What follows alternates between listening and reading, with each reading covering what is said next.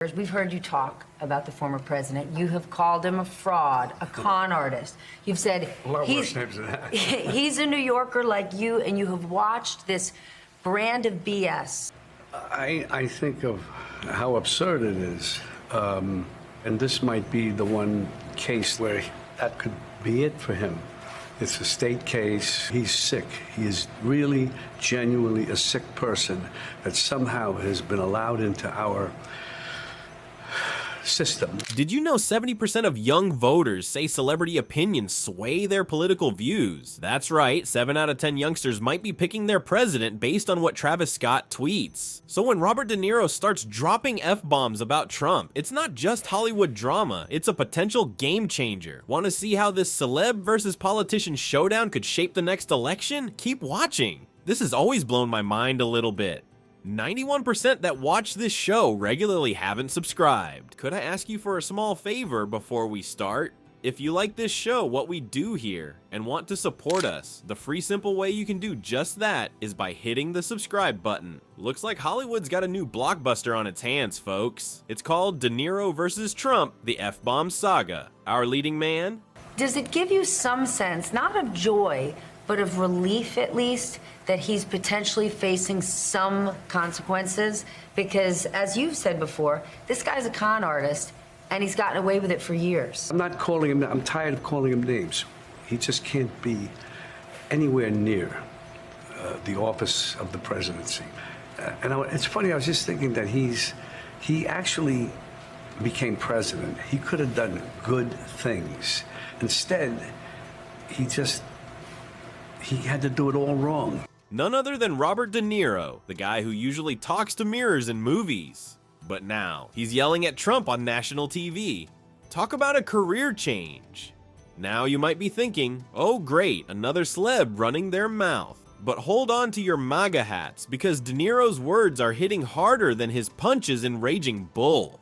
He's not just dropping F-bombs, he's carpet bombing. The Taxi Driver star called Trump's slogan, America. Ouch. That's gonna leave a mark bigger than Trump's ego. But here's where it gets really interesting. Turns out 70% of young voters say celebrity opinions sway their political views. That's right, 7 out of 10 youngsters might be picking their president based on what Travis Scott tweets. So when De Niro starts going all potty mouth on Trump, it's not just Hollywood drama, it's political dynamite. You've played a lot of bad guys. Would you ever play Donald Trump? Never. There's nothing about him. There's not one redeeming thing in him that I can see ever. He's so, as we all know, so narcissistic and self-centered. I don't think they really understand. And historically, from what I see, even in Nazi Germany, they had it with Hitler. During his appearance on The View, De Niro wasn't pulling any punches. He said if Trump gets reelected, it's gonna change this country for everybody. He even suggested people might want to fight with the rest of the country. Whoa there, Bobby. Save some drama for the big screen. But wait, there's more. De Niro called Trump a total monster. He warned that Trump's leadership could lead to chaos, saying he projects what he's saying. It's what he wants, what he envisions the world to be, which is chaos and craziness. Total craziness. Sounds like a pitch for a dystopian movie, doesn't it? Coming soon to a White House near you. Now, you might be wondering if De Niro's just auditioning for a new role as Chief Trump Roaster. But this isn't just about one angry actor. It's part of a bigger Hollywood rebellion. Celebs are using their star power to challenge political figures. It's like they've discovered a new superpower, the ability to influence elections with their Instagram stories. So what does all this mean? Well, it turns out De Niro's potty mouth might be more powerful than we thought. It's not just drama, it's a potential game changer. When Robert De Niro talks, people listen. And when he swears, they really listen.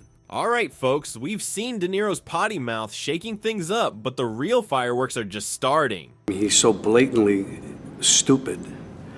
He's a punk, he's a dog, he's a pig, he's a con, a bullshit artist, a mutt who doesn't know what he's talking about, doesn't do his homework. It makes me so angry that this country has gotten to this point, that this fool, this bozo, has wound up where he has.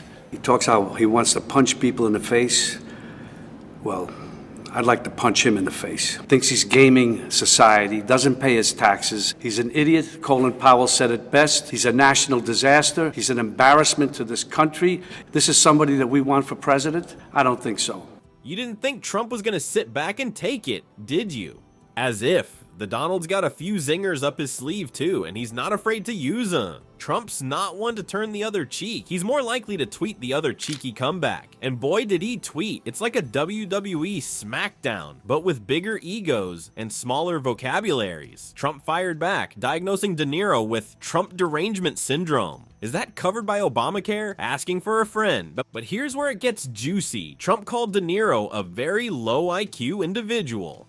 Pot meet kettle. I mean, this is coming from the guy who thinks kofef is a real word. Maybe he's secretly running a Mensa recruitment drive. Or maybe he's just trying to distract us from the fact that he can't spell hamburger without autocorrect. Trump didn't stop there though. He went after De Niro's acting chops, saying, Robert De Niro, whose acting talents have greatly diminished, with his reputation now shot, must even use a teleprompter for his foul and disgusting language. So disrespectful to our country. Whoa there, Donnie Diapers. That's a mouthful. Did you use a teleprompter for that one? But wait, there's more. Trump labeled De Niro a total loser and suggested that he should focus on his own life, which he described as a mess, rather than commenting on the lives of others. Talk about the pot calling the kettle orange. I mean black. Now you might be thinking, is this just two old guys yelling at clouds? But there's more at stake here than just bruised egos. Trump's not just defending himself, he's rallying his base. Every insult is a battle cry for his supporters. It's like he's playing political Pokemon Go. Gotta catch 'em all. This isn't just about the insults, it's about how Trump uses these derogatory labels to undermine his opponents. It's been pretty effective in rallying his supporters and reinforcing their views. Who knew calling someone a total loser could be a campaign strategy? It's like he's running for president of the schoolyard. But the real question is, who's winning this war of words? Is it De Niro with his F-bombs or Trump with his tweet storms? Stay tuned because this drama's far from over. It's like a never-ending episode of Real Housewives of Washington, D.C., but with less hair pulling and more Twitter trolling. So folks, what have we learned from this epic showdown between De Niro and Trump? Well, for starters, it's not just a catfight between two New York loudmouths with bad hair. Nope. It's like a snapshot of America's political divide, served up with a side of F-bombs and Twitter tantrums. Next time you see a celeb mouthing off about politics, remember, it's not just hot air. It might just be shaping the future of the country. Scary thought, huh? So maybe it's time we all put on our thinking caps and start paying attention to more than just the latest TikTok dance craze. And hey, if you thought this was entertaining, just wait for the sequel. Analyze this, the political edition, coming soon to a Twitter feed near you. In the meantime, why not check out our next video? Trump goes nuts when Jon Stewart destroyed Trump's entire reputation over debate lies. Trust me, it's gonna be huge.